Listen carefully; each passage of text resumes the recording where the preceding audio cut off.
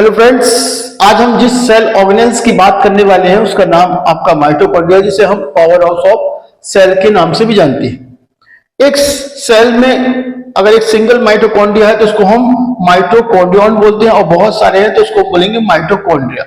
ये माइटोकॉन्ड्रिया जो है, अगर हम इसकी ऑकरेंस की बात करें कि किन किन सेल्स में हमको ये दिखाई देगा, तो ये जो माइटोकॉन्ड्रिया है यूकैरियोटिक सेल्स, या ये वो सेल जो आपकी एरोबिक रेस्पिरेशन के लिए रिस्पॉन्सिबल होती है, उनमें ये दिखाई देता है। उन सेल्स में जिनमें एरोबिक रेस्पिरेशन नहीं होता है, जैसे प्रोकैरियोटिक सेल्स जो होती हैं, उनमें ये एब्सेंट होता है। अगर इनके हम नंबर्स की बात करें तो इनकी नंबर, साइज, शेप, ये सब वेरी करता है सेल टू सेल। जो सेल जितनी ज्यादा एक्टिव होगी उनमें इनकी नंबर्स जो होगी उतनी ज्यादा होगी। एक अगर हम सिंपल अमीबा की बात करें तो अमीबा में इनकी नंबर जो हो सकती है 50,000 तक हो सकती है। वही ह्यूमंस की एक नॉर्मल सेल्स की बात करें तो उनमें इनकी नंबर जो होती है 1000 से 1600 तक हो सकती है। सेकेंड चीज अगर हम देखते हैं कि आपका साइज और शेप की बात करें तो साइज इनका जो नॉर्मल साइज होता है 0.2 से 1 मिलीमाइक्रोन तक इनका डायमीटर होता है। वहीं इनकी लेंथ की बात करें तो 0.1 से 4.1 मिलीमाइक्रोन इनका लेंथ होती है। ऑन एन एवरेज इसका जो साइज होता है 0.5 मिलीमाइक्रोन के आसपास होता है अकॉर्डिंग टू एनसीईआरटी।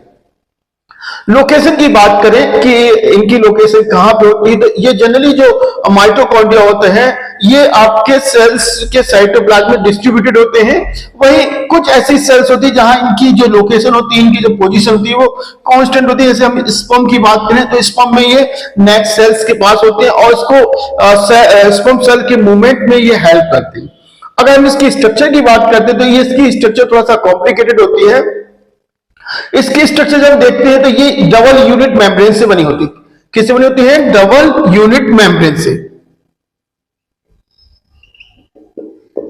एक होती है आउटर मेम्ब्रेन और दूसरी होती है इनर मेम्ब्रेन। हम इस फिगर में देख सकते हैं, ये जो फिगर है माइटोकॉन्ड्रिया के, रॉड शेप माइटोकॉन्ड्रिया। वैसे तो डिफरेंट शेप के माइटोकॉन्ड्रिया हो सकते हैं, राउंड शेप हो सकता है, स्फेरिकल शेप हो सकता है, रॉड शेप हो सकता है, क्लब शेप हो सकता है, किसी प्रकार के भी शेप में हो सकते हैं। हमारे सामने जो ये जो माइटोकॉन्ड्रिया दिखाई दे रहा है ये रॉड शेप में है। इसमें हम देखते हैं ये जो मेम्ब्रेन है ये आउटर मेम्ब्रेन है, और ये जो मेम्ब्रेन है ये आपकी इनर मेम्ब्रेन है। तो आउटर मेम्ब्रेन और इनर मेम्ब्रेन के कारण ये आपकी डबल यूनिट मेम्ब्रेन हो जाती है। दोनों मेम्ब्रेन के बीच में ये आपका इंटर माइटोकॉन्ड्रियल स्पेस होता है, इंटर माइटोकॉन्ड्रियल स्पेस। इसमें स्पेसिफिक टाइप के केमिकल्स, एंजाइम्स, मिनरल्स डिपॉजिट होते हैं। वहीं अगर हम ये वाला जो पोर्शन देखते हैं माइटोकॉन्ड्रिया का इनर वाला पोर्शन जो है, इसको हम बोलते हैं मैट्रिक्स। इस मैट्रिक्स में क्या होता है कि आपके सर्कुलर डीएनए होते हैं, इसमें आपके आरएनए होते हैं, इसमें आपके राइबोसोम होते हैं, इसमें आपके पॉलीराइबोसोम होते हैं। इसमें हम देख सकते हैं ये आरएनए, ये आपका पॉलीराइबोसोम्स, और ये जो सर्कुलर डीएनए ये। सेकेंड चीज, इसके अंदर जो भी मटेरियल्स होता है जिसमें आरएनए, राइबोसोम्स, पॉलीराइबोसोम्स या सीडीएनए होते हैं, उन सबको हम बोलते हैं मैट्रिक्स। इसके अलावा इसमें एरोबिक रेस्पिरेशन के लिए बहुत सारे एंजाइम्स होते हैं, मिनरल्स होता है, वाटर होता है। तो ये सब कंपोनेंट जो होते हैं इसके मैट्रिक्स में होती है। अब देखिए ये जो इनर मेम्ब्रेन होती है, ये इनर मेम्ब्रेन जो होती है मैट्रिक्स की ओर इनफोल्डिंग होती है, यानी इसमें छोटे छोटे आपके फिंगर लाइक प्रोजेक्शन होते हैं जिसको हम बोलते हैं क्रिस्टी। जितनी भी फिंगर लाइक स्ट्रक्चर उसको बोलते हैं क्रिस्टी, और एक क्रिस्टी को हम बोलते हैं क्रिस्टा।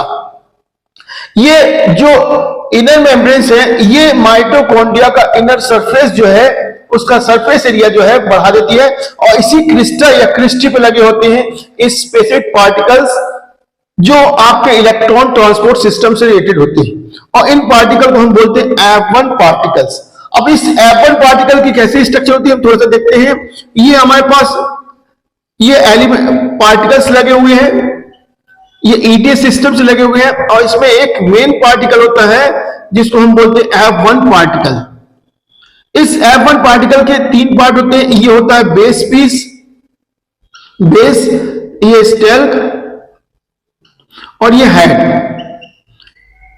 इस हेड में एटीपी सिंथेस एंजाइम प्रेजेंट होते हैं। जबकि ये जो बेस होता है ये इलेक्ट्रॉन को ट्रांसपोर्ट करने में ये हेल्प करता है। तो इसकी स्ट्रक्चर जो होती है इस प्रकार होती है F1 पार्टिकल की, कि इसमें एक बेस, एक स्टॉक और एक हेड होता है। और ये पूरी की पूरी जो स्ट्रक्चर होती है एरोबिक रेस्पिरेशन में हेल्प करती है, एटीपी के प्रोडक्शन में हेल्प करती है, और ये जो एटीपी है वेरियस एक्टिविटीज में हेल्प करता है। अगर हम इसके नॉर्मल फंक्शन की बात करें, जैसे कि हम जानते हैं फंक्शन की बात करें, तो ये एरोबिक रेस्पिरेशन से इन्वॉल्व होता है और एटीपी प्रोडक्शन का काम करता है। सेकेंड चीज, कुछ मॉडर्न डिस्कवरी के द्वारा पता चला है कि ये जो माइटोकॉन्ड्रिया है ये एग में या ओवम में यॉक फॉर्मेशन का काम करता है।